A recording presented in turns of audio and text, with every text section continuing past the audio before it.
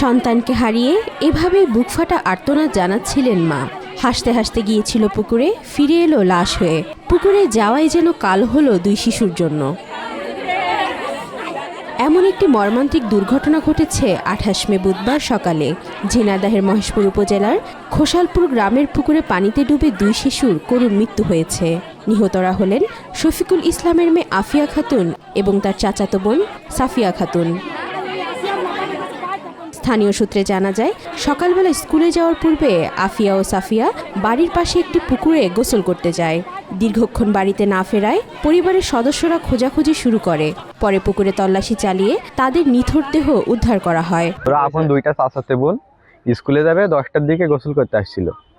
আসার পর ওই আরেকটা মেয়ে ওখানে ছিল, ওরা ডুব মারার পর আর উঠেনি। এখন ওই মেয়েটা বাড়ি গিয়ে, মানে এখানে দোকানে ছিল, এখানে মানুষ ছিল, ওদেরকে কিছু না বলে বাড়ি গিয়ে ডাকতে গেছে। বাড়িতে ডাকার পর এসে মামারা লেবেলও লাভার পর তার আর খুঁজে পাওয়া যায়।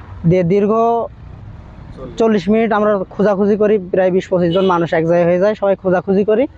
40 মিনিট পরে আমরা ওখানে দুইজনের একসাথে পাই। নিহত আফিয়া খাতুন খোসালপুর সরকারি প্রাথমিক বিদ্যালয়ের 5ম শ্রেণীর ছাত্রী এবং সাফিয়া একই বিদ্যালয়ের 3য় শ্রেণীতে পড়ত। শিশু দুটির মৃত্যুতে পরিবারের সদস্যদের আহাজারিতে ভারী হয়ে উঠেছে এলাকার পরিবেশ।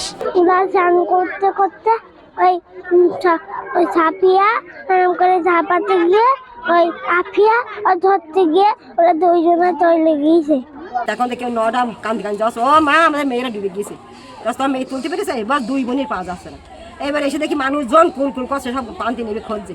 আমরা বলছি তোমরা নেট নিয়েছো, হাতে পাচ্ছে না নেট নিয়েছো, কেউ খেপলা ফাঁসছে, আমি খেপলা না, যেটা মাছ ধানে ওই নেটে নিয়ে এসে টানো নিয়ে পারে না। আমরা তোমরা সব সিটিপিটি খোঁজা জানি, এক জায়গায় খুঁজতে পারে না, পান্তি পার ভিয়েতে সরে যায়। গিয়ে ওই দিকে গেল যে আর দুটো ঝি এক জায়গায় ধরলে মরা, কত ঘোরলে পানি খাইনি, টিপে যেন মেরে সাত মাথায় আমাকে দাঁত দেয় হয়ে গেছে।